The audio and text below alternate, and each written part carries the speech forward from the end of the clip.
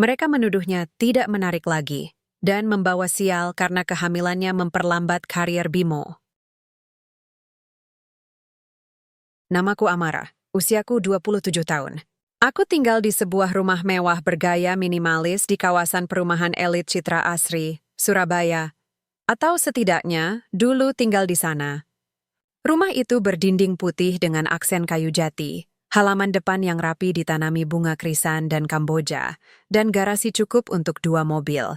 Di dalamnya ada ruang temu luas dengan sofa kulit impor, lukisan abstrak yang katanya berkelas, dan kulkas 2 pintu yang selalu penuh dengan buah impor. Anggur merah dari Chile, apel Fuji dari Jepang, dan strawberry yang harganya lebih mahal dari upah harian tukang kebun kami. Aku mengenakan kebaya sutra putih setiap hari, dulu. Kebaya itu hadiah pernikahan dari ibu mertuaku, Nyonya Retno, katanya, agar aku kelihatan layak sebagai istri Bimo. Putra satu-satunya dari keluarga Wiratama, pengusaha properti ternama di Jawa Timur. Aku memakainya dengan ikhlas, meski kadang gerah di siang hari Surabaya yang panas menyengat. Aku percaya, sebagai istri, aku harus menjaga citra keluarga suamiku. Aku memasak sendiri, membersihkan rumah meski ada pembantu, dan selalu menyambut Bimo dengan senyum hangat, meski dia pulang larut malam atau kadang tidak pulang sama sekali. Tapi sekarang, kebaya itu tergeletak di lantai, basah kuyup oleh air comberan yang disiramkan ke tubuhku. Aku sedang hamil 9 bulan. Perutku membesar seperti gendang, kulit perutku meregang, garis-garis kehitaman menjalar dari pusar ke pinggul. Kakiku bengkak, punggungku nyeri, dan napasku sering sesak. Tapi aku tetap bangun pagi, menyiapkan sarapan untuk Bimo, nasi uduk hangat dengan telur dadar dan sambal terasi buatan sendiri. Aku masih percaya, cinta itu tumbuh dari kebiasaan kecil yang konsisten. Hingga malam ini, hujan turun deras sejak sore. Petir menyambar-nyambar, langit gelap seperti ditelan malam lebih awal. Aku duduk di ruang keluarga, memeluk bantal, menunggu kontraksi pertama. Dokter bilang, Kinanti, nama yang kuberikan untuk calon bayiku, akan lahir dalam 24 hingga 48 jam. Aku sudah menyiapkan tas bersalin, surat rujukan, bahkan baju bayi dari Ken Mori yang kujahit sendiri selama berbulan-bulan. Tapi yang datang bukan kontraksi, yang datang adalah Bimo dengan wajah dingin yang tak pernah kulihat sebelumnya, ditemani Nyonya Retno dan seorang perempuan, muda berambut pirang palsu, berpakaian ketat, memakai parfum menyengat yang membuatku mual. Luna, kata Bimo, suaranya datar. Ini Luna, pacarku sekarang, aku terdiam. Dunia terasa berhenti berputar. Hujan di luar terdengar seperti deru ombak yang menenggelamkanku. Kau pikir aku masih mau hidup dengan perempuan yang tubuhnya rusak begini? Nyonya Retno melangkah maju, matanya menyipit penuh jijik. Lihat, perutnya seperti karung beras. Kulitnya kusam, rambutnya rontok. Kau malu-maluin keluarga Wiratama, Amara. Sminda Bardeker. Aku sedang hamil. Anakku? Bimo tertawa getir. Aku sudah tes DNA diam-diam minggu lalu. Untuk siapa ketahuan kau selingkuh juga, dan seperti ibumu dulu. Jantungku berhenti. Ibuku, yang meninggal karena sakit jantung setelah ditinggal ayahku, dituduh selingkuh tanpa bukti.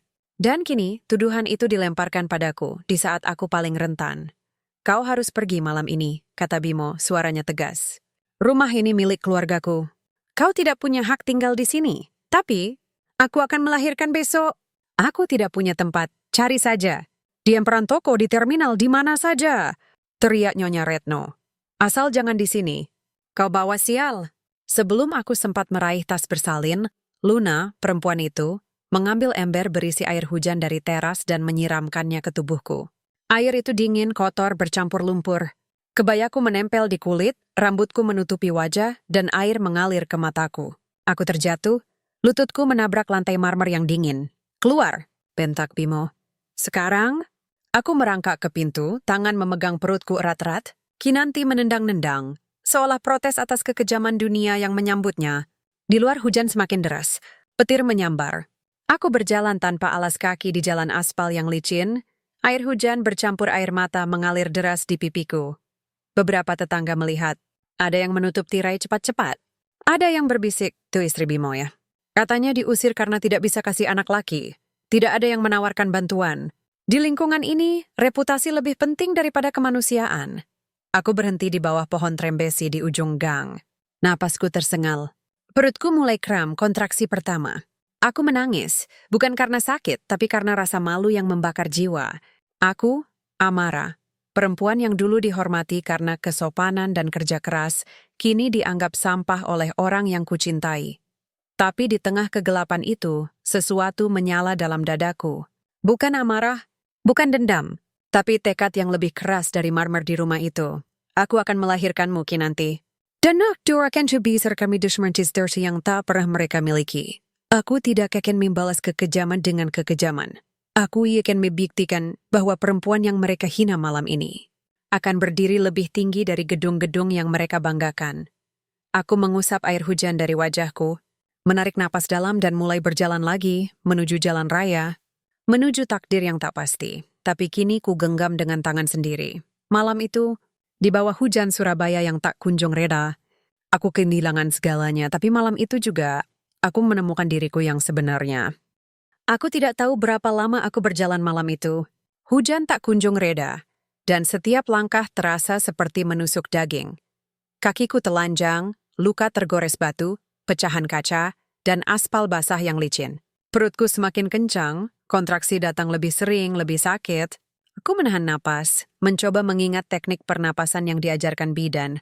Tapi pikiranku kacau. Di mana aku akan melahirkan? Siapa yang akan memegang tanganku? Aku teringat pada Bu Surti dulu. Sebelum menikah, aku sering jajan di warungnya di dekat Pasar Genteng. Warung kecil beratap seng, berdinding triplek, tapi selalu ramai karena nasi pecelnya legendaris. Bu Surti, janda berusia 50-an dengan rambut cepak dan suara serak, selalu menyapaku dengan hangat. Mbak Amara, hari ini pakai kebaya baru ya? Cantik banget! Aku tak pernah merasa dihakimi di sana. Di warung itu, orang datang bukan untuk pamer, tapi untuk makan, ngobrol, dan saling menolong. Dengan sisa tenaga, aku menyeret tubuhku ke arah pasar. Jalanan sepi, lampu jalan redup. Tapi ketika aku tiba di gang sempit di belakang pasar, lampu neon warung Bu Surti masih menyala. Asap dari tungku masih mengepul. Dan di balik meja kayu yang penuh noda kecap, ia sedang menghitung uang receh. Bu, suaraku parau, nyaris tak terdengar. Ia mendongak. Matanya membelalak. Amara, Dok. Aku roboh di ambang pintu. Air hujan, darah, dan air ketuban bercampur di lantai semen. Bu Surti langsung berlari, menyanggaku seperti anaknya sendiri. Duh, Gusti. Kau mau melahirkan ya? Cepat, masuk! Ia menarikku ke gubuk kecil di belakang warung, ruang sempit berukuran 2x2 meter, beratap asbes, berlantai tanah yang ditutupi tikar pandan.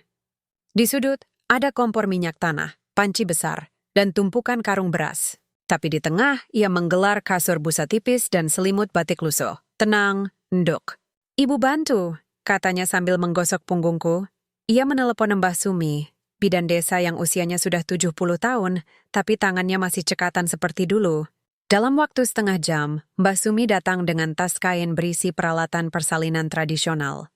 Gunting steril, kain bersih, minyak kelapa, dan daun sirih untuk memandikan bayi nanti. Kau kuat? Amara, bisik Mbah Sumi sambil memegang pergelangan tanganku. Perempuan Jawa itu seperti padi. Semakin berisi, semakin merunduk. Tapi takarnya kuat, aku menangis lagi. Bukan karena sakit, meski rasa itu mengoyak tubuhku, tapi karena untuk pertama kalinya sejak diusir, aku merasa dilihat. Bukan sebagai istri Bimo, bukan sebagai beban, tapi sebagai manusia yang layak ditolong.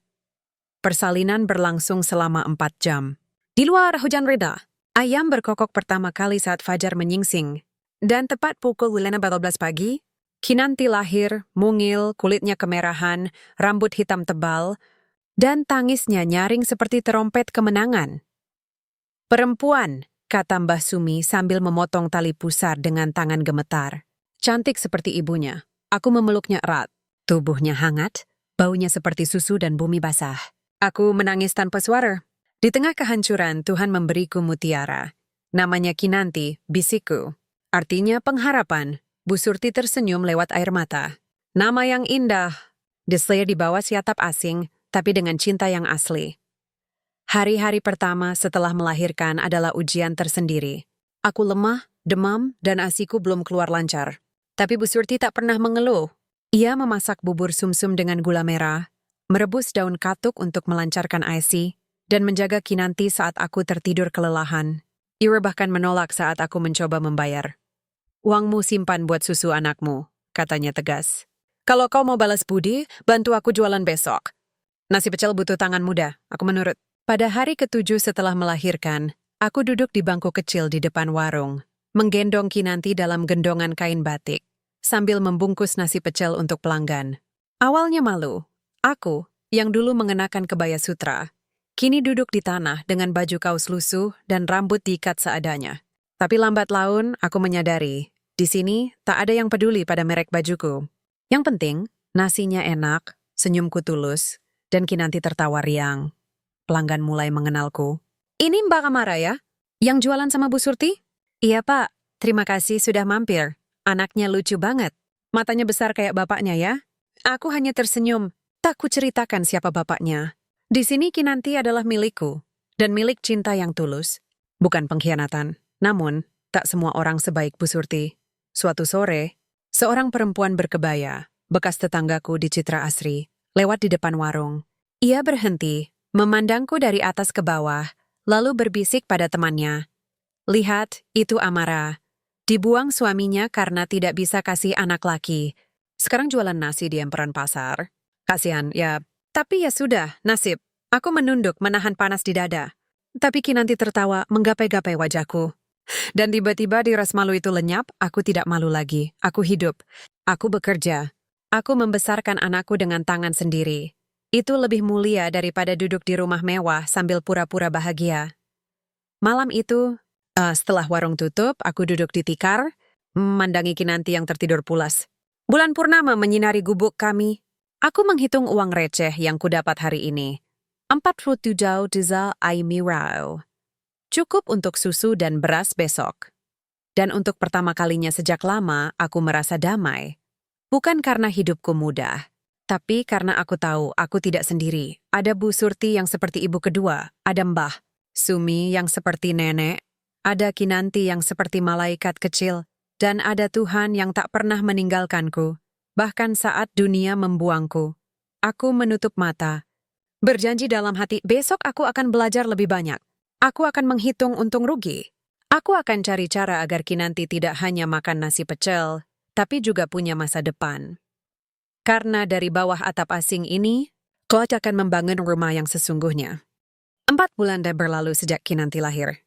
Aku dan dia tinggal di gubuk belakang warung Bu Surti, tidur di atas tikar pandan, mandi di sumur, dan mencuci pakaian di kali kecil yang airnya jernih tapi dingin menusuk tulang. Setiap pagi, aku membantu Bu Surti menumbuk bumbu pecel, menggoreng tempe, dan membungkus nasi dengan daun pisang.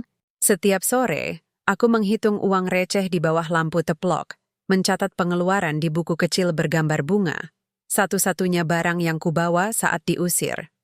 Aku mulai belajar, bukan hanya cara memasak lebih enak, tapi juga cara mengelola usaha kecil. Bu Surti mengajariku, dagang itu bukan cuma jualan nduk, tapi juga jual kepercayaan. Kalau pelanggan percaya, mereka balik lagi.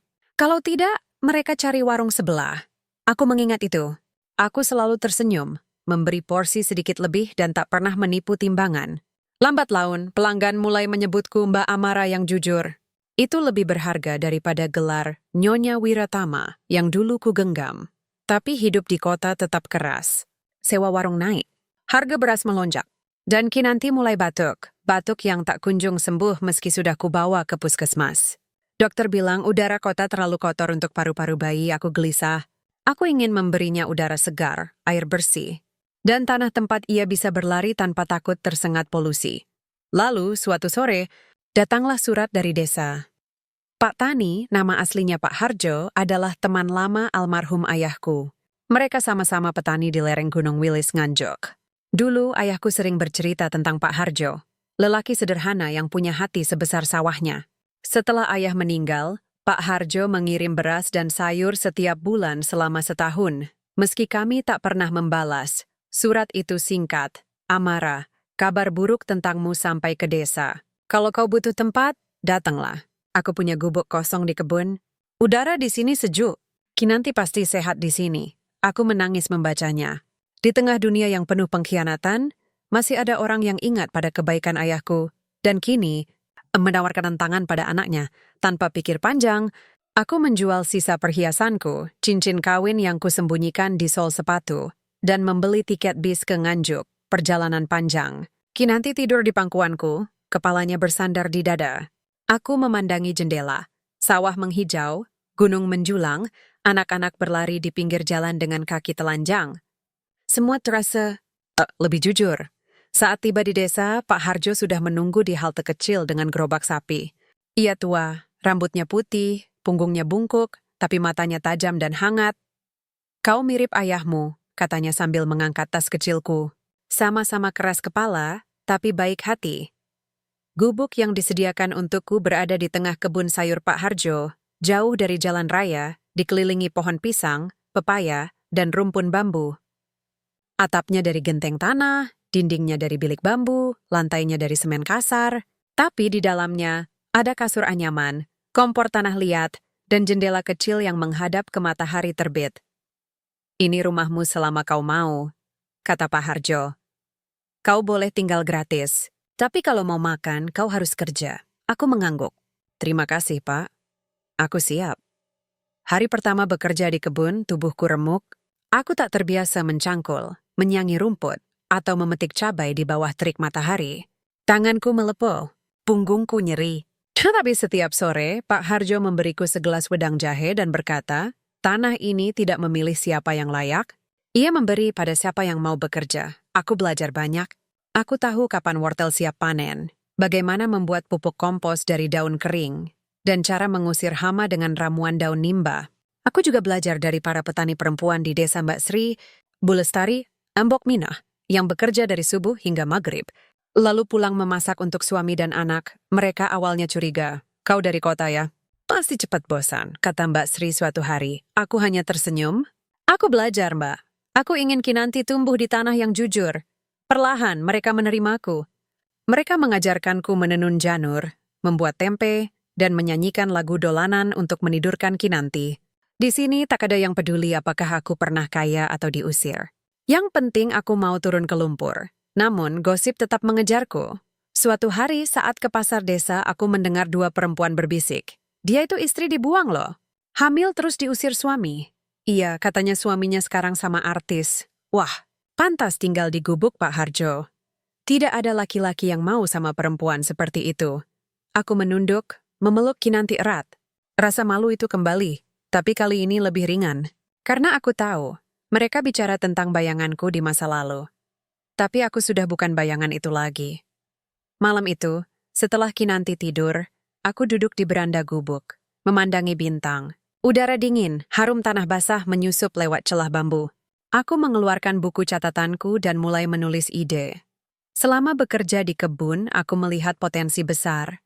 Sayuran organik dari desa ini jauh lebih segar dan enak daripada yang dijual di supermarket kota. Tapi petani di sini hanya menjual ke tengkulak dengan harga murah. Mereka tidak punya akses ke pasar yang lebih besar. Aku punya ide, kenapa tidak menjual langsung ke kota dengan kemasan menarik, label jelas, dan harga adil. Aku mulai mencatat nama usaha, Kinanti Organik Produk, bayam, kangkung, tomat ceri, cabai rawit, dan terong ungu kemasan. Daun pisang plus, kertas daur ulang plus, stiker buatan tangan harga, 30% lebih tinggi dari tengkulak, tapi 20% lebih murah dari supermarket. Aku tunjukkan ide itu pada Pak Harjo. Ia tertawa kecil. "Kau memang anak ayahmu. Dulu dia juga punya mimpi bikin koperasi petani." "Boleh aku coba, Pak?" "Coba saja. Ya, tapi ingat, mimpi tanpa kerja cuma angan-angan." Esok harinya aku mulai. Aku memetik sayur terbaik, mencuci satu persatu, membungkus dengan rapi, lalu naik angkot ke kota terdekat. Aku berdiri di depan toko kelontong, menawarkan sayurku pada ibu-ibu yang belanja. Awalnya ditolak. "Ini dari mana?" Tidak ada mereknya. Tapi aku tidak menyerah. Aku beri contoh gratis. Aku tunjukkan cara menanamnya. Tanpa pestisida, hanya pupuk kandang. Perlahan, mulai ada yang percaya. Dalam 2 minggu aku punya 5 pelanggan tetap. Dalam sebulan, pesanan mulai datang dari kafe kecil di Kediri. Dan suatu pagi, saat aku memetik tomat di kebun, Kinanti merangkak di antara rumpun bayam, tertawa melihat kupu-kupu. Matahari menyinari wajahnya yang bersih, tanpa debu kota, tanpa luka pengkhianatan. Aku berhenti sejenak. Tanah ini dulu kujijiki, karena kotor, kasar, dan jauh dari kemewahan. Tapi kini, dari tanah inilah akar kehidupanku tumbuh kembali. Aku bukan lagi Amara yang diusir di tengah hujan. Aku Amara yang menanam harapan dengan tangan sendiri. Dan dari tanah yang dulu ku benci, aku akan memanen masa depan. 6 bulan berlalu sejak aku menjejakkan kaki di desa Pak Harjo. Kinanti kini sudah bisa berdiri, memegang erat ujung sarungku sambil tertawa melihat ayam berlarian di kebun. Udara pegunungan membuat kulitnya sehat, pipinya kemerahan, dan matanya bersinar seperti embun pagi. Aku tak pernah menyesal meninggalkan kota, meski hidup di sini jauh dari kemewahan, tapi justru disinilah aku menemukan makna sejati dari rumah. Usaha kecilku, Kinanti Organik, perlahan tumbuh. Awalnya hanya menjual sayur ke warung-warung di kecamatan, kini pesanan datang dari toko organik di Kediri, bahkan catering sehat di Surabaya. Aku tak punya mobil. Semua pengiriman dilakukan dengan angkot atau dibawa langsung naik motor ojek. Setiap pagi, aku bangun sebelum subuh, memetik sayur segar, mencuci satu persatu di air sumur, lalu membungkusnya dengan daun pisang dan kertas daur ulang yang kubeli dari pengepul.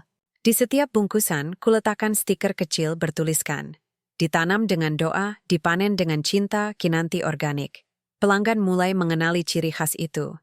Mereka bilang sayuranku rasanya beda, lebih gurih, lebih segar seperti makanan masa kecil. Aku tahu mengapa. Karena setiap helai daun, setiap butir tanah, kusentuh dengan tangan yang jujur. Pak Harjo bangga. Ia bahkan mengajak petani lain bergabung. Kini kami membentuk kelompok kecil, 5 keluarga yang menanam sayur organik di lahan masing-masing, tapi dijual bersama di bawah nama Kinanti Organik. Aku yang mengatur pemasaran, pembukuan, dan distribusi. Mereka menyebutku mandor perempuan, tetapi dengan nada hormat. Namun di balik pertumbuhan ini, bayangan masa lalu tak pernah benar-benar pergi. Suatu sore, saat aku sedang mengantar pesanan ke kota, aku melihat seorang perempuan berdiri di depan toko kelontong, bekas tetanggaku di Citra Asri. Bu Lucy, idira di Kebayawa when tas branded, tapi matanya langsung menyipit saat melihatku turun dari angkot, membawa keranjang sayur. Oh, ini Amara? Katanya dengan suara nyaring, cukup keras agar orang di sekitar mendengar. Dulu tinggal di rumah mewah, sekarang jualan sayur ke pasar? Kasihan sekali, aku menarik napas dalam. Kinanti yang duduk di gendongan kain di punggungku menggeliat, seolah merasakan ketegangan. Selamat siang, Bu Lucy, jawabku tenang sambil tersenyum. Sayur organik hari ini segar. Mau coba? Ya tertawa sinis. Organik? Katanya dulu tidak bisa masak yang enak, apalagi urus kebun. Sekarang malah jualan sayur? Jangan-jangan ini hasil pesugihannya? Desas-desus itu langsung menyebar. Dalam seminggu, 2 pelanggan besar membatalkan pesanan. Alasannya samar, kami dengar. Ada yang tidak beres dengan asal-usul sayurmu. Aku tahu siapa di baliknya.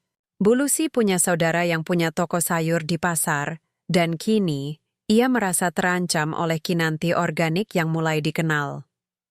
Malam itu, aku duduk di beranda gubuk, memandangi api unggun kecil. Kinanti sudah tidur, wajahnya damai. Aku menggenggam buku catatan, ingin menulis surat pembelaan, atau bahkan menghadapi Bu Lucy langsung. Tapi lalu kuingat nasihat almarhum ayahku, orang jahat bicara dengan mulut. Orang gebait membuktikan dengan kerja. Aku tak akan turun ke level mereka. Aku tak akan membalas fitnah dengan teriakan. Aku akan membuktikan. Dengan kualitas. Dengan konsistensi, dengan kejujuran. Esok harinya, aku mengundang pelanggan lama dan calon pembeli ke kebun. Aku tunjukkan proses menanam, tanpa pestisida, hanya pupuk kandang dari kotoran sapi Pak Harjo. Aku ajak mereka memetik sendiri, mencicipi tomat langsung dari pohon. Aku bahkan ajak anak-anak mereka bermain di antara rumpun bayam. Salah satu ibu, pemilik toko organik di Kediri, terharu. Ini pertama kalinya aku lihat petani yang transparan begini, katanya. Kami percaya padamu, Amara. Dalam sebulan, pesanan kembali mengalir, bahkan lebih banyak dari sebelumnya. Dan yang lebih penting, kepercayaan itu tumbuh dari akar yang benar. Tapi ujian belum berakhir. Suatu hari, seorang pemuda desa bernama Mas Arif datang ke gubukku. Ia putra Pak Lurah, tampan, lulusan SMK Pertanian, dan sering membantuku mengangkat keranjang sayur tanpa diminta. Mbak Amara, katanya ragu-ragu. Aku dengar Bu Lucy bilang, kau punya hubungan gelap dengan pemilik toko di kota. Katanya itu sebabnya pesananmu lancar. Aku menatapnya. Matanya jujur, bukan ingin menghakimi, tapi ingin tahu kebenaran. Mas Arif, kataku pelan, kalau aku punya hubungan gelap, apakah aku akan bangun jam 4 pagi untuk menyiangi rumput? Apakah Kinanti akan tidur di gubuk ini, bukan di rumah mewah? Ia terdiam lalu mengangguk. Maaf mbak, aku percaya padamu. Sejak hari itu Mas Arif menjadi tangan kananku. Ia membantu mengatur logistik, membuat sistem pencatatan sederhana, bahkan belajar desain stiker di HP-nya yang sudah retak. Ia tak pernah meminta imbalan, hanya sesekali minta diajari membuat tempe. Kenapa kau mau bantu aku? Tanyaku suatu hari. Ia tersenyum malu. Karena kau buktikan perempuan bisa kuat tanpa laki-laki. Dan itu menginspirasi. Aku tak tahu harus berkata apa. Tapi dalam hati, aku bersyukur. Di tengah dunia yang penuh dusta, masih ada orang yang melihat kebenaran, meski tersembunyi di balik kebun sayur dan gubuk bambu. Puncaknya datang ketika seorang perwakilan dari toko organik ternama di Jakarta mengunjungi desa. Mereka mencari pemasok sayur organik skala besar dan mendengar tentang Kinanti organik dari pelanggan di Surabaya. Mereka datang dengan mobil hitam mengilap, kontras dengan jalan desa yang berlumpur. Tapi begitu melihat kebun kami, wajah mereka berubah. Ini luar biasa, kata sang manajer. Kau punya sertifikasi? Belum, jawabku jujur. Tapi aku punya tanah yang jujur, tangan yang jujur, dan hati yang jujur. Sertifikasiku? Mereka tertawa, tapi tertawa yang tulus. Dan hari itu, mereka menawarkan kerjasama. Pasokan rutin ke 5 cabang toko mereka di Jabodetabek dengan harga yang adil. Itu kesempatan besar. Tapi malam itu aku tak langsung menerima. Aku duduk di bawah pohon rambutan, memandangi Kinanti yang tertidur di ayunan tali. Aku berpikir, apa yang akan terjadi pada petani desa jika aku hanya fokus pada Jakarta? Apakah aku akan jadi seperti Bimo, mengejar untung lalu melupakan akar? Keesokan hari, aku menemui Pak Harjo dan kelompok tani. Kita terima tawaran itu, kataku, tapi dengan syarat, semua keuntungan dibagi rata. Dan kita tetap jual ke warung desa dengan harga murah. Mereka mengangguk. Mata Pak Harjo berkaca-kaca. Kau memang anak ayahmu, katanya lagi. Dan di malam yang tenang itu, saat angin pegunungan berhembus lembut, aku tahu, keberhasilan bukan tentang seberapa tinggi kau naik, tapi seberapa banyak kau angkat orang lain saat kau naik. Benih usahaku telah tumbuh. Dan kali ini, akarnya tak akan mudah dicabut. Karena ia tumbuh di tanah kejujuran, disiram oleh kerja keras, dan dijaga oleh hati yang tak pernah berkhianat. 12 bulan telah berlalu sejak malam hujan itu. Malam aku diusir dari rumah mewah di Citra Asri seperti sampah basah. Kini, Kinanti berusia 1 tahun 8 bulan. Ia sudah bisa berlari, memanggilku Mak, dan tertawa riang saat kejar-kejaran dengan ayam di kebun. Rambutnya ikal, matanya tajam, dan senyumnya selalu mengingatkanku pada satu hal. Aku bertahan bukan untuk diriku sendiri, tapi untuk masa depannya. Namun, takdir punya cara sendiri untuk menguji tekad seseorang. Surat dari Jakarta datang di pagi yang cerah. Amplop coklat tebal, logo toko organik ternama tercetak rapi di pojok kiri atas. Isinya undangan resmi. Mereka ingin Kinanti Organik menjadi pemasok utama untuk ekspansi nasional dan mengundangku ke Jakarta untuk menandatangani kerjasama langsung dengan direksi. Kau harus pergi. Ndok, kata Pak Harjo saat ku beritahu. Ini kesempatanmu membawa nama desa ke kota besar. Tapi hatiku berat. Jakarta bukan sekadar kota. Dut tempat kenangan pahitku bersemayam. Di sanalah Bimo membangun citranya sebagai pengusaha muda sukses. Di sanalah aku dulu dihina karena tidak cukup cantik untuk mendampinginya di acara sosial. Dan di sanalah aku kehilangan segalanya, dalam semalam. Bagaimana dengan Kinanti, Pak? Tanyaku pelan. Bawa dia, jawab Pak Harjo tegas. Jangan biarkan kota mencuri masa kecilnya, tapi jangan juga biarkan ketakutanmu mengurungnya di desa selamanya. Malam itu, aku duduk di beranda, memeluk Kinanti yang tertidur di pangkuanku. Bulan purnama menyinari wajahnya yang damai. Aku teringat pada malam pengusiran, dingin, gelap, penuh air mata. Tapi kini aku bukan perempuan yang sama. Aku punya usaha. Aku punya komunitas. Aku punya harga diri. Aku mengambil keputusan. Aku akan ke Jakarta. Bukan sebagai korban, tapi sebagai pengusaha. Perjalanan ke Jakarta terasa seperti memasuki dunia paralel. Dari desa yang sunyi ke kota yang tak pernah tidur. Suara klakson, asap knalpot, gedung pencakar langit yang menjulang seperti menara kesombongan manusia. Aku naik kereta ekonomi, Kinanti tidur di gendongan kain batik. Tas kecilku berisi dokumen, stiker Kinanti organik, dan foto ayahku. Aku menyewa kamar kos di kawasan Tebet. Sempit, berdinding tipis, kamar mandi di luar. Tapi harganya terjangkau dan dekat dengan kantor toko organik.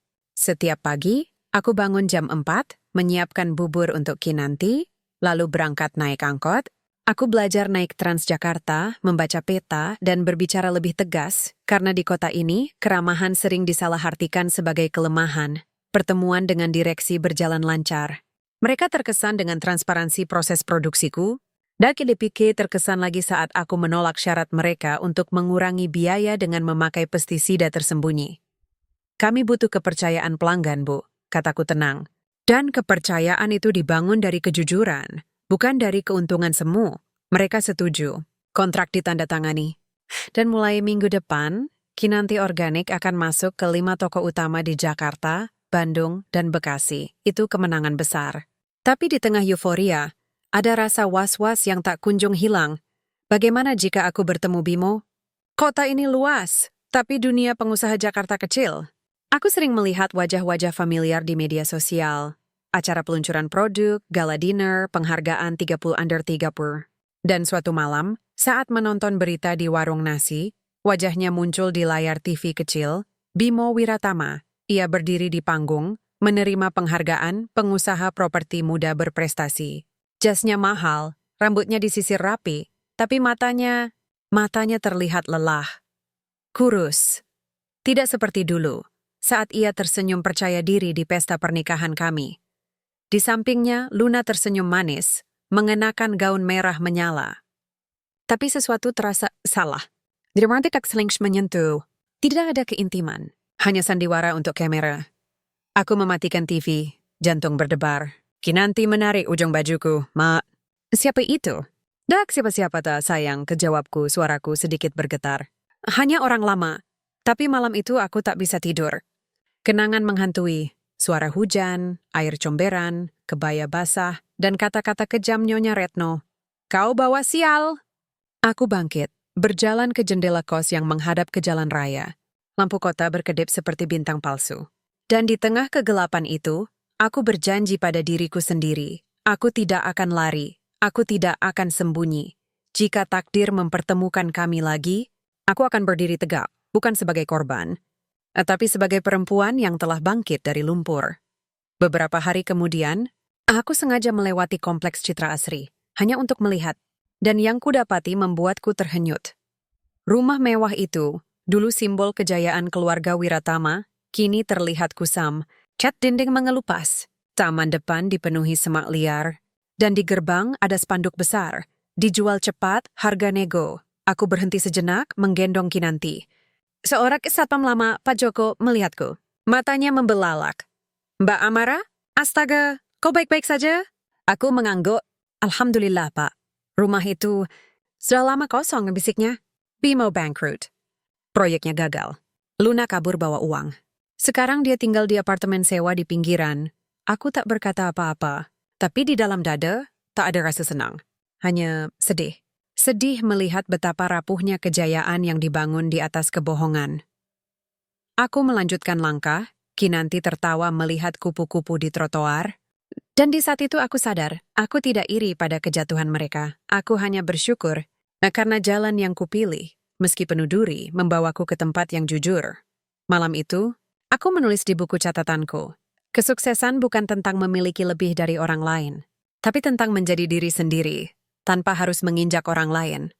Dan keesokan harinya, saat aku berdiri di depan toko organik pertamaku di Jakarta, melihat rak-rak yang penuh dengan sayuranku, dengan stiker kecil bertuliskan Kinanti Organik, aku tahu, kota yang dulu mengusirku, kini menyambut hasil kerja tanganku.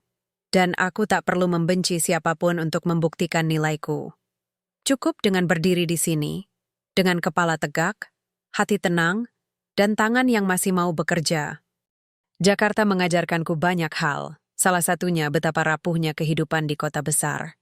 Di balik gedung-gedung megah dan lampu neon yang tak pernah mati, Ada ribuan keluarga yang tinggal di kolong jembatan, di bantaran kali, atau di kamar kos berukuran 2 kali 2 meter, seperti kamarku dulu. Mereka bekerja dari subuh hingga tengah malam, tapi tetap tak mampu membeli rumah. Bahkan untuk menyewa, mereka harus berhutang. Aku melihat itu setiap hari. Di halte, di pasar, di depan kantorku yang kini sudah punya ruang kecil di lantai 2 sebuah ruko di Tebet. Kinanti tumbuh sehat, cerdas, dan penuh kasih, tapi aku tak bisa berhenti bertanya. Berapa banyak anak seperti Kinanti yang terpaksa tidur di emperan toko karena orang tuanya diusir dari kontrakan? Pertanyaan itu menggerogoti hatiku. Suatu sore, setelah mengantar Kinanti ke tempat penitipan anak yang kubayar dengan uang hasil jualan sayur, aku duduk di kantorku yang sederhana, meja kayu bekas, rak buku dari kardus, dan laptop second yang sering hang. Di layar, berita viral tentang penggusuran paksa di kawasan Jakarta Utara. Puluhan keluarga kehilangan rumah dalam sehari, termasuk seorang ibu hamil yang melahirkan di tenda darurat. Aku menutup mata. Gambar itu mengingatkanku pada diriku sendiri. Malam hujan, perut buncit, diusir tanpa belas kasihan. Dan di saat itu, sebuah ide menyala seperti obor di kegelapan. Kenapa aku hanya menjual sayur? Sementara kebutuhan paling dasar manusia adalah tempat tinggal, aku mulai riset. Aku baca tentang program rumah subsidi pemerintah, tentang developer yang memanfaatkan celah untuk membangun rumah murah, tapi berkualitas buruk, dinding retak, atap bocor, tanpa saluran air. Aku juga temui ibu-ibu di kampung kumuh. Mereka tidak minta istana. Mereka hanya minta rumah kecil yang aman buat anakku tidur, yang tidak bocor pas hujan, yang punya jendela biar ada sinar matahari. Itu cukup. Aku putuskan. Aku akan beralih dari pertanian ke properti sosial. Bukan properti mewah untuk orang kaya, tapi rumah layak untuk rakyat kecil, terutama ibu tunggal, buruh pabrik, dan pensiunan yang tak punya tempat pulang. Tapi bagaimana caranya? Aku bukan insinyur. Aku tidak punya modal besar. Aku hanya punya tekad, jaringan petani yang setia, dan nama yang mulai dikenal, Kinanti Organik. Aku jual saham kecil Kinanti Organik kepada kelompok tani. Mereka setuju. Dengan syarat keuntungan dipakai untuk membangun rumah bagi yang membutuhkan. Lalu aku ajukan proposal ke Bank Syariah dengan jaminan lahan kecil warisan ayahku di Nganjuk. Aku juga mengikuti pelatihan manajemen properti gratis dari Kementerian PUPR, dan setelah 3 bulan negosiasi, proposalku disetujui. Proyek pertamaku, 100 unit rumah subsidi di kawasan Sidoarjo, dengan luas 3 buanan 10 dinding tembok, atap genteng, lantai keramik, dan taman kecil di depan. Harga di bawah program pemerintah, tapi kualitas di atas standar. Karena aku awasi sendiri setiap proses pembangunan, aku butuh nama perusahaan. Bukan nama yang megah, tapi yang punya makna. Aku menatap Kinanti yang sedang menggambar di lantai, coretan kasar berupa rumah, pohon, dan 2 orang bergandengan tangan. Di pojok kertas ia menulis, "Mak ploy aku tersenyum. Landara, gabungan dari lahan, tanah yang memberi hidup dan Kinanti, pengharapan yang lahir dari air mata. Landara Group, peluncuran proyek pertama." Landara Group dihadiri wali kota, media lokal dan ratusan calon pembeli. Aku berdiri di panggung kecil, mengenakan blazer putih dengan aksen batik coklat, simbol akar Jawa yang tak pernah kutinggalkan. Rambutku disanggul rapi, wajahku tanpa makeup berlebihan. Aku bukan ingin tampil mewah. Aku ingin terlihat seperti perempuan biasa yang percaya pada keadilan. Landara Group bukan sekadar developer, kataku di depan mikrofon. Suaraku tenang tapi tegas. Kami percaya setiap keluarga berhak punya rumah, bukan sebagai investasi, tapi sebagai tempat pulang. Ada tempat di mana anak-anak belajar berdoa, ibu memasak dengan tenang, dan ayah pulang tanpa rasa malu karena tak mampu. Tepuk tangan menggema. Di barisan depan, Pak Harjo menangis. Di sampingku, Kinanti melambai-lambaikan tangannya, tersenyum lebar. Namun, kesuksesan selalu mengundang ujian. Beberapa hari setelah peluncuran, seorang pria berjas mahal datang ke kantorku. Namanya Pak Dani, perwakilan dari konsorsium properti besar. Ia menawarkan kerjasama. Mereka akan membeli 70% saham Landara Group, memberiku posisi direktur, gaji besar, dan fasilitas mewah. "Kau punya idealisme, Amara," katanya sambil menyeringai. "Tapi idealisme tidak bayar listrik. Kami bisa bawa Landara ke level nasional, tapi dengan syarat. Kau hapus program khusus untuk ibu tunggal. Itu tidak menguntungkan. Aku menatapnya lama. Di belakang kacamatanya yang mahal, aku melihat bayangan Bimo, orang yang rela mengorbankan harga diri demi keuntungan. Terima kasih atas tawarannya, Pak Dani. Jawabku pelan. Tapi Landara Group bukan tentang keuntungan semata. Ia lahir dari air mata seorang ibu yang diusir. Dan selama ini aku masih bernapas, aku tidak akan mengkhianati akar itu. Ia tertawa kecil. Kau akan menyesal. Tanpa modal kami, kau tidak akan bisa bersaing. Mungkin, kataku, berdiri tegak. Tapi aku lebih suka bangkrut dengan harga diri daripada kaya dengan pengkhianatan. Ia pergi dengan wajah muram. Pada malam itu, aku duduk di kantorku yang sunyi, memeluk Kinanti yang sudah mengantuk. Aku lelah, tapi hatiku tenang. Karena aku tahu, integritas bukan pilihan. Ia adalah fondasi. Dan rumah yang dibangun di atas fondasi rapuh, meski megah, akan runtuh saat badai datang. Esok harinya, berita tentang penolakanku viral di media sosial. Banyak yang mencibir, idealis bodoh. Tapi lebih banyak lagi yang mendukung. Seorang ibu tunggal dari Bekasi mengirim pesan. Terima kasih, Bu Amara. Karena ibu, aku percaya masih ada orang baik di dunia ini. Aku menangis. Bukan karena sedih, tapi karena tahu aku tidak sendiri. Dan dari kantor kecil di Tebet ini, dengan laptop yang sering hang dan meja kayu bekas, Landara Group akan terus tumbuh. Bukan untuk menjadi yang terbesar, tapi yang paling bermakna, karena rumah bukan sekadar tembok dan atap, ia adalah tempat di mana harapan ditanam dan cinta dipanen setiap hari. 3 bulan berlalu sejak Landara Group resmi beroperasi. Proyek pertama di Sidoarjo hampir rampung. 100 unit rumah berdiri rapi. Cat dindingnya putih bersih. Taman kecil di depannya mulai ditumbuhi bunga krisan dan kemangi. Setiap pagi, aku datang ke lokasi, memastikan kualitas beton, saluran air, bahkan kunci pintu. Aku tak mau ada yang kecewa. Karena bagi mereka ini bukan sekadar rumah. Ini adalah kehidupan baru. Kinanti kini berusia 2 tahun. Ia mulai banyak bicara, suka bertanya, dan selalu memelukku erat saat aku pulang kerja. Mak, apa? Tanyanya suatu malam, sambil mengusap wajahku dengan tangan mungilnya. Aku menggeleng, lalu mencium keningnya. Di matanya, aku melihat kepolosan yang tak ternilai, dan tekadku semakin kuat. Dunia ini harus jadi tempat yang lebih baik untuk anak-anak seperti dia.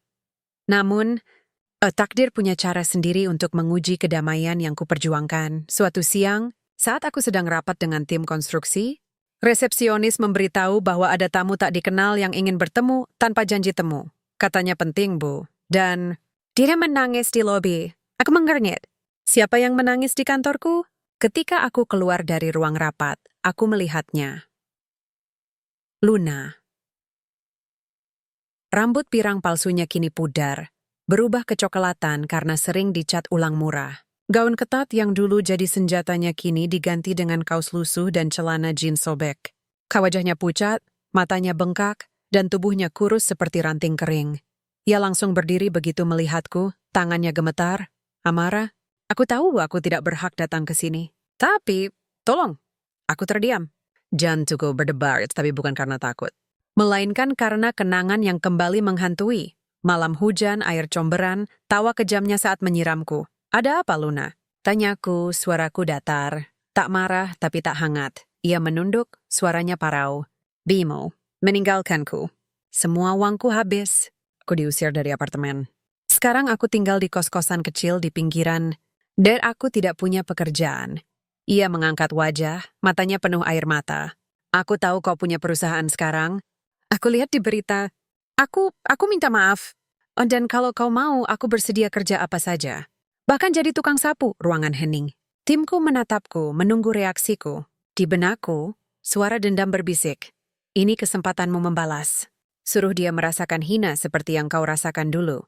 Tapi lalu kuingat Bu Surti, yang pernah berkata, orang yang memaafkan bukan karena lemah, nduk, tapi karena dia sudah naik ke tempat yang lebih tinggi, tempat di mana dendam tidak lagi punya ruang. Aku menarik napas dalam. Duduklah, kataku pelan. Ia terkejut, lalu duduk dengan gugup di kursi tamu. Kau tahu kenapa aku tidak membencimu, Luna? Tanyaku, menatap matanya langsung.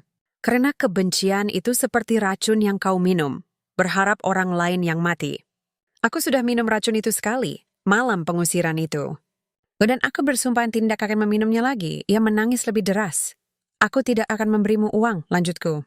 Tapi aku bisa memberimu kesempatan. Landara Group butuh staf administrasi. Gajinya kecil, jam kerjanya panjang, dan kau harus mulai dari nol. Tapi kau akan belajar jujur, bekerja keras, dan menghargai orang lain. Ia mengangguk cepat. Aku terima. Aku janji, Amara. Jangan panggil aku Amara, potongku lembut. Di sini aku Bu Amara. Dan kau akan dipanggil Mbak Luna, seperti staf lainnya. Tidak ada istimewa. Tidak ada masa lalu. Ia mengangguk lagi, kali ini dengan rasa hormat. Sebelum pergi, ia berbisik. Terima kasih, Bu Amara. Aku menatap punggungnya yang membungkuk saat keluar. Bukan karena takut, tapi karena malu pada dirinya sendiri. Dan di saat itu aku sadar. Pengampunan bukan berarti melupakan, tapi memilih tidak membiarkan luka lama mengendalikan hidupku. Namun, keputusanku menuai pro dan kontra. Mas Arif, yang kini jadi manajer operasional Landara, datang ke kantorku keesokan hari. Mbak, kau yakin mau terima Luna? Dia yang dulu menyiram kau pakai air kotor. Aku tersenyum. Kalau aku menolaknya karena masa lalunya, lalu apa bedaku dengan mereka yang dulu menolakku karena statusku sebagai istri diusir? Ia terdiam lalu mengangguk. Kau benar, Mbak. Maaf, tapi tidak semua orang sebijak Mas Arif. Beberapa hari kemudian, berita tentang Luna bekerja di Landara Group bocor ke media sosial. Netizen marah, hipokrit. Dulu hina, sekarang dikasih kerja. Amara cari sensasi biar Landara laku. Jangan percaya sama perempuan macam itu. Whatnak membantah. Aku hanya memposting satu kalimat di akun resmi Landara. Kami percaya, setiap orang layak punya kesempatan kedua, selama ia mau berubah dengan jujur. Dan yang mengejutkan, responsnya luar biasa. Banyak yang setuju. Seorang psikolog ternama bahkan menulis artikel. Amara tidak memaafkan karena lemah. Ia memaafkan karena kuat. Dan itu adalah bentuk kepemimpinan sejati. Tapi ujian terberat datang dari dalam diriku sendiri. Suatu malam, setelah Kinanti tidur, aku duduk di balkon kecil apartemenku. Ya, kini aku mampu menyewa apartemen sederhana dengan 2 kamar. Aku menatap langit Jakarta yang redup oleh polusi. Ya, dan untuk pertama kalinya, aku bertanya pada diriku, apakah aku benar-benar ikhlas? Atau aku hanya ingin terlihat baik di mata orang? Aku mengingat wajah Luna yang menangis. Aku mengingat rasa sakit di malam pengusiran. Dan aku tahu, aku belum sepenuhnya memaafkan. Tapi aku memilih untuk memberi kesempatan, bukan karena dia layak, tapi karena aku tidak ingin jadi orang yang sama seperti mereka. Keesokan pagi, aku datang ke kantor lebih awal. Luna sudah di sana, menyapu lobi dengan telaten. Ia tersenyum malu saat melihatku. Sudah sarapan, Mbak Luna? Tanyaku. Ia menggeleng. Belum sempat, Bu. Aku pergi ke warung sebelah, membeli 2 bungkus nasi uduk, seperti yang dulu ku masak untuk Bimo. Lalu ku berikan 1 padanya. Makanlah. Hari ini kau akan belajar input data pembeli rumah subsidi. Mereka semua punya kisah seperti kita. Hanya bedanya, mereka belum punya tempat pulang. Ia menerima nasi itu dengan tangan gemetar. Dan kali ini air matanya bukan karena takut, tapi karena harapan. Aku kembali ke mejaku, membuka dokumen proyek baru. Pondok Kinanti, Pusat Pelatihan Kewirausahaan untuk Ibu Tunggal di seluruh Indonesia. Di halaman pertama, kutulis, kekuatan sejati bukan pada seberapa jauh kau jatuh, tapi seberapa banyak kau angkat orang lain saat kau bangkit. Dan di luar jendela, matahari terbit perlahan, menerangi kota yang dulu mengusirku, kini menjadi saksi bisu atas kebangkitanku. 4 bulan berlalu sejak Luna mulai bekerja di Landara Group. Ia berubah, perlahan, tapi pasti.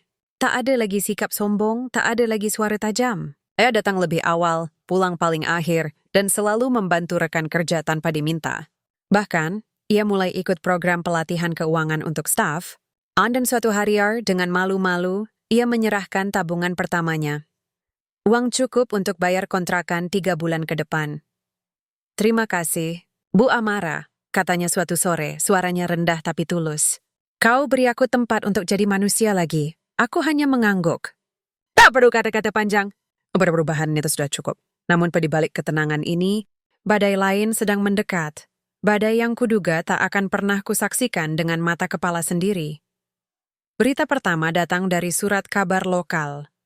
Wiratama Property bangkrut, aset disita bank. Aku membacanya sambil menyesap kopi pagi, Kinanti asyik mewarnai di meja sebelah.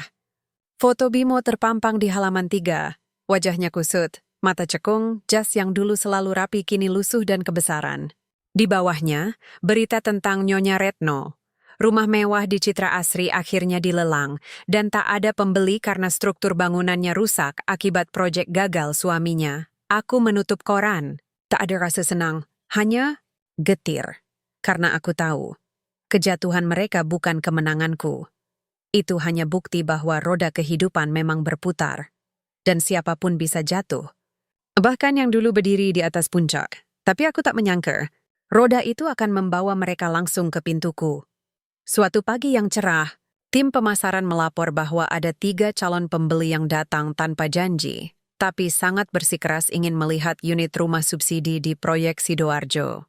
Mereka bilang sedang dalam kondisi darurat, kontrakan mereka akan digusur minggu depan, dan mereka butuh tempat tinggal secepatnya. Mereka terlihat. "Putus asa, Bu," Katerina, staf pemasaran. Ibu tua itu sampai menangis di lobi. Aku mengangguk. "Baiklah. Bawa mereka ke lokasi. Aku akan temui di sana." Ketika mobil Landara Group tiba di lokasi proyek, aku melihat mereka berdiri di depan maket rumah. 3 sosok yang dulu ku benci.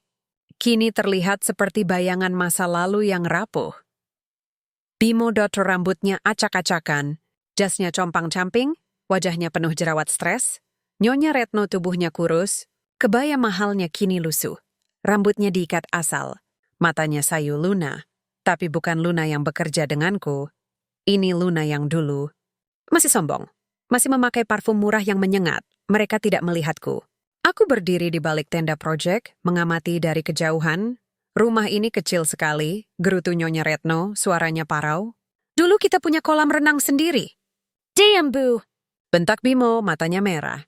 "Kita tidak punya pilihan." Kalau tidak dapat rumah ini, kita tidur di emperan terminal." Luna mengeluh. Tapi ini rumah subsidi untuk orang miskin. Kita dulu developer. Ini memalukan. Memalukan. Bimo tertawa getir. Lebih memalukan mana? Tinggal di rumah kecil atau mengemis di jalan? Mereka terdiam. Di wajah mereka, aku melihat sesuatu yang dulu tak pernah ada. Kerendahan hati yang dipaksakan oleh nasib. Aku menghela napas, lalu berjalan perlahan ke arah mereka. Saat melihatku, mereka terkejut, tapi tidak mengenali. Aku sudah berubah. Rambut disanggul rapi, mengenakan blazer batik modern, wajah tenang, postur tegak. Aku bukan lagi perempuan yang diusir di tengah hujan. Aku Bu Amara, Direktur Landara Group. Selamat pagi, sapaku sopan. Saya Amara, pemilik proyek ini. Saya dengar kalian butuh rumah segera. Bimo langsung merunduk, suaranya hampir merengek. "Ya, Bu, kami dalam kesulitan. Kontrakan kami habis dan kami tidak punya tempat tinggal. Anak kami..." Ia terhenti, lalu menatapku dengan mata penuh harap. "Anak kami sekarang tinggal sama neneknya di kampung. Kami ingin bawa dia pulang ke rumah yang layak." Aku terdiam. Anak kami, apakah dia tahu Kinanti adalah anaknya? Atau dia sudah lupa? "Kami hanya butuh atap kecil," tambah Nyonya Retno, suaranya bergetar. "Untuk memulai hidup baru." Aku menatap mereka satu persatu. Di mata Bimo aku melihat penyesalan. Di mata Nyonya Retno, rasa malu. Di mata Luna keputusasaan, dan di hatiku tak ada dendam. Hanya keheningan yang dalam. "Rumah ini tersedia," kataku akhirnya. "Tapi ada prosedur. Kalian harus mengisi formulir, menyerahkan KTP, dan mengikuti wawancara sosial. Karena rumah ini bukan untuk investasi. Ia untuk mereka yang benar-benar membutuhkan dan mau berubah." Mereka mengangguk cepat. "Kami siap, Bu." "Apapun." Sebelum pergi, Bimo menatapku ragu. "Boleh saya tahu siapa nama lengkap, Ibu?" Untuk formulir, aku menatap matanya. Mata yang dulu menatapku dengan jijik, kini penuh kerendahan. "Amara," jawabku tenang. "Nama saya Amara," ia terdiam. Alisnya berkerut. Namanya itu terasa familiar, tapi ia tak berani menyimpulkan apa-apa. Terlalu banyak yang berubah. Terlalu banyak yang ia kira sudah hilang selamanya. Amara. Ulangnya pelan, lalu mengangguk. Nama yang indah, aku tersenyum tipis. Ya, artinya abadi. Dan harapan itu, memang abadi. Mereka pergi dengan formulir di tangan. Punggung membungkuk bukan karena usia, tapi karena beban dosa yang akhirnya mereka rasakan. Aku berdiri di depan rumah contoh, menatap langit biru Sidoarjo. Angin sepoi-sepoi membawa aroma tanah basah. Dan di dalam dada jiwa aku merasakan sesuatu yang aneh, bukan kemenangan, tapi kedamaian karena aku tahu. Balas dendam terbaik bukan membuat mereka menderita, tapi membuat mereka menyadari, di hadapan perempuan yang dulu mereka hina, bahwa kehormatan sejati lahir dari kerendahan hati, bukan dari kekayaan, dan roda kehidupan telah berputar penuh. Mereka kembali 3 hari kemudian. Bukan ke lokasi proyek, tapi ke kantor pusat Landara Group di Tibet. Aku tahu mereka akan datang. Tim administrasi sudah mengonfirmasi kelengkapan berkas mereka. Semua dokumen valid. Wawancara sosial berjalan lancar. Mereka memenuhi syarat. Penghasilan di bawah UMR, tidak memiliki properti, dan yang paling penting menunjukkan niat tulus untuk memulai hidup baru. Tapi aku sengaja meminta mereka datang ke kantorku secara langsung. Bukan untuk menghina, bukan untuk mempermalukan, tapi agar mereka melihat dengan mata kepala sendiri siapa yang kini berdiri di balik Bu Amara yang mereka hormati. Aku mempersiapkan segalanya. Kantorku hari itu bersih, rapi, dan tenang. Aku memakai blazer putih dengan aksen batik parang, simbol keteguhan dan kehormatan. Rambutku disanggul tinggi, wajahku tanpa makeup berlebihan, hanya bedak tipis dan lipstik merah bata yang dulu tak pernah kugunakan di masa pernikahanku. Di meja, foto Kinanti tersenyum lebar. Usianya kini hampir 3 tahun, rambutnya ikal, matanya tajam seperti mata ayahnya. Tapi jiwanya milikku. Aku duduk di balik meja kerja, menatap jam dinding. Pukul 10 semoin tepat, pintu terbuka. Mereka masuk, Bimo, Nyonya Retno, dan Luna, dengan langkah gugup. Mereka mengenakan pakaian terbaik yang masih mereka miliki. Bimo memakai kemeja lengan panjang yang sudah luntur. Nyonya Retno mengenakan kebaya lusuh tanpa selendang, dan Luna memakai rok panjang dan kaos polos. Mereka terlihat seperti orang yang kehilangan arah, dan untuk pertama kalinya, mereka terlihat manusiawi. "Selamat pagi, Bu Amara," kata Bimo. Suaranya rendah, hampir seperti berbisik. Ia menunduk, tak berani menatap mataku langsung. "Silakan duduk," jawabku tenang. Mereka duduk berjejer di sofa tamu, tepat di tempat Luna dulu menangis memohon maaf. Ironi itu tak luput dari perhatianku. Kami sudah lengkapi semua berkas, kata Nyonya Retno. Tangannya gemetar memegang map coklat. "Kami benar-benar butuh rumah itu, Bu. Kami tidak punya tempat lagi." Aku mengangguk, lalu menatap Bimo. "Kau bilang kalian ingin membawa anak kalian pulang." "Anak perempuan, ya?" "Ivas kau." "Iya, Bu, namanya Kinanti." Jantungku berdebar, tapi wajahku tetap tenang. Dia tahu namanya. Tapi apakah dia tahu siapa ibunya? "Kinanti." Ulangku pelan, seolah mengingat sesuatu yang jauh.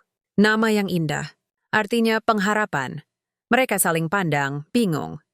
Mungkin mengira itu kebetulan. Luna tiba-tiba angkat bicara, suaranya penuh harap. "Bu Amara, kami dengar ibu sangat dermawan. Ibu bahkan mau terima mantan musuh jadi karyawan." Ia menatapku dengan mata berkaca-kaca. Kami ingin tahu, siapa sebenarnya ibu? Dari mana ibu berasal? Kok bisa begitu kuat?" Pertanyaan itu menggantung di udara. Bimo menatapku lebih tajam sekarang.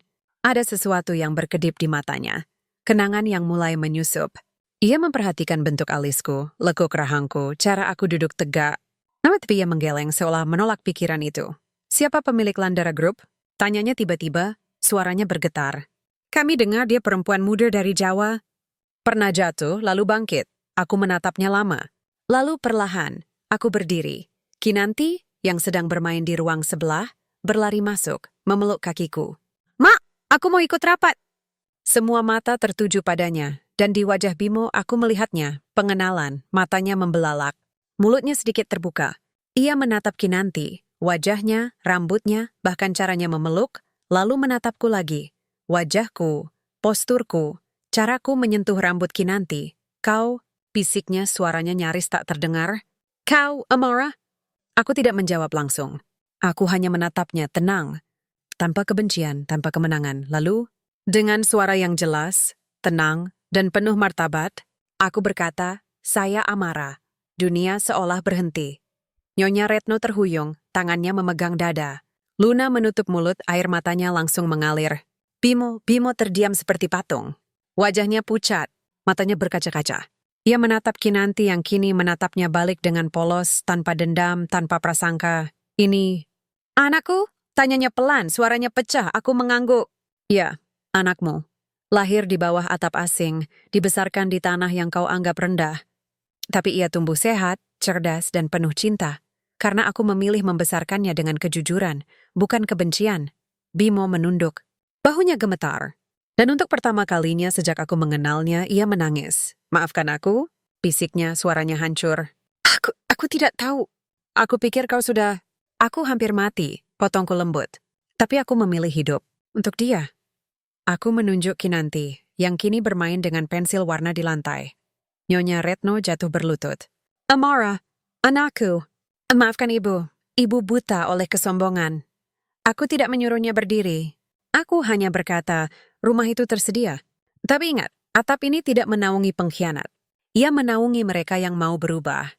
Dengan jujur, dengan kerja keras, dan dengan rasa malu pada kesalahan masa lalu. Mereka mengangguk, air mata tak berhenti mengalir. Sebelum pergi, Bimo berhenti di ambang pintu. Ia menoleh, matanya penuh penyesalan. Boleh aku bertemu Kinanti? Sebagai ayah, aku menatap Kinanti, yang sedang menggambar rumah. Ada 3 orang di depannya, 2 tinggi, 1 kecil. Tanyakan padanya, kataku. Kinanti menatap Bimo sejenak. Lalu dengan polos ia berkata, kamu siapa? Bimo terdiam. Lalu dengan suara serak ia menjawab, Aku orang yang dulu salah, nak, tapi sekarang aku ingin belajar jadi baik. Kinanti tersenyum kecil. Kalau begitu duduklah. Aku kasih kamu warna biru. Biru itu warna langit. Langit itu luas. Jadi hati juga harus luas. Air mata Bimo jatuh ke lantai. Mereka pergi dengan kepala tertunduk, bukan karena dipaksa, tapi karena akhirnya menyadari betapa kejamnya mereka dulu. Aku menutup pintu, lalu duduk kembali di mejaku. Kinanti berlari memelukku. Mak, kenapa mereka nangis? Aku mencium keningnya, karena mereka baru sadar, sayang, bahwa kebaikan itu lebih berat daripada emas. Di luar jendela Jakarta berisik seperti biasa. Tapi di dalam ruangan ini, ada kedamaian yang tak bisa dibeli dengan uang. Kedamaian yang lahir dari keadilan, bukan dendam. Dan untuk pertama kalinya sejak malam hujan itu, aku merasa benar-benar bebas. 1 tahun telah berlalu sejak malam hujan itu. Malam aku diusir dari rumah mewah seperti sampah basah. Kini Kinanti berusia 3 tahun 8 bulan. Ia sudah bisa membaca huruf, menyanyikan lagu Bunda Piara, dan setiap pagi mencium keningku sebelum aku berangkat kerja. Mak, jangan capek ya, katanya selalu, dengan mata penuh kasih yang mengingatkanku. Semua perjuangan ini layak. Landara Group kini memiliki 5 proyek rumah subsidi di Jawa Timur dan Jawa Tengah. Setiap unit dibangun dengan standar yang sama. Dinding kokoh, atap tak bocor, lantai keramik, dan taman kecil tempat anak-anak bisa bermain tanpa takut terinjak aspal kota. Tapi yang membedakan kami bukan hanya kualitas bangunan, melainkan jiwa di balik setiap batu bata. Kami tidak hanya menjual rumah. Kami membangun komunitas. Di setiap perumahan Landara, ada posko gotong royong, taman baca anak, dan pelatihan keterampilan untuk ibu-ibu. Aku percaya, rumah bukan hanya tempat tinggal. Ia adalah tempat di mana harga diri dipulihkan, di mana keluarga belajar saling menghargai, dan di mana anak-anak tumbuh tanpa rasa malu pada asal-usul mereka. Dan hari ini, Landara Group meresmikan proyek terbaruku yang paling berarti dari semuanya. Namanya Pondok Kinanti, sebuah pusat pelatihan kewirausahaan untuk ibu tunggal di seluruh Indonesia. Di sini, mereka belajar membuat produk organik, mengelola keuangan mikro, menjahit, hingga membangun usaha kecil berbasis digital. Semua gratis. Semua didanai dari keuntungan Landara Group. Karena aku percaya, keberhasilan yang tidak dibagi bukanlah keberhasilan sejati. Peresmian dihadiri ratusan orang, ibu-ibu dari desa, pejabat daerah, media nasional, dan yang mengejutkan banyak orang, Bimo, Nyonya Retno, dan Luna. Mereka datang bukan sebagai tamu kehormatan, tapi sebagai relawan. Sejak diterima tinggal di rumah subsidi Landara, mereka berubah. Bimo bekerja sebagai tenaga administrasi di Proyek Sidoarjo. Gajinya kecil, tapi ia jujur. Nyonya Retno mengajar ibu-ibu membuat kue tradisional di Pondok Kinanti. Dan Luna, yang kini benar-benar berubah, menjadi koordinator pelatihan keuangan. Mereka tidak pernah meminta maaf lagi. Mereka membuktikan penyesalan mereka dengan tindakan. Saat aku naik ke panggung, mengenakan kebaya putih dengan selendang batik, kebaya pertamaku sejak diusir, aku menatap wajah-wajah di hadapanku. Di barisan depan, Pak Harjo tersenyum bangga. Bu Surti menangis sambil menggenggam tas kresek berisi nasi pecel untukku. Mas Arif berdiri tegak memegang spanduk bertuliskan, "Dari desa untuk negeri." Dan di sampingku, Kinanti berdiri kecil, memegang mikrofon mainan, seolah ingin bicara juga. Aku menarik napas dalam. "Hari ini," kataku. Suaraku tenang tapi menggema. "Kami tidak meresmikan gedung. Kami meresmikan harapan." Pondok Kinanti lahir dari air mata seorang ibu yang diusir saat hamil 9 bulan. Tapi air mata itu tidak jadi lumpur. Ia jadi benih. Benih yang tumbuh menjadi pohon tempat ribuan ibu lain bisa berteduh. Aku menatap Bimo sejenak. Tapi aku tahu ia mendengar.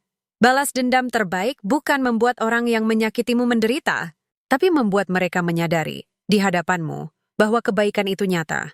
Bahwa harga diri itu tak diukur dari mobil atau rumah mewah, tapi dari cara kita memperlakukan sesama saat kita punya kekuatan. Tepuk tangan menggema. Tapi yang paling berarti bagiku adalah senyum Kinanti. Polos, tulus, tanpa luka.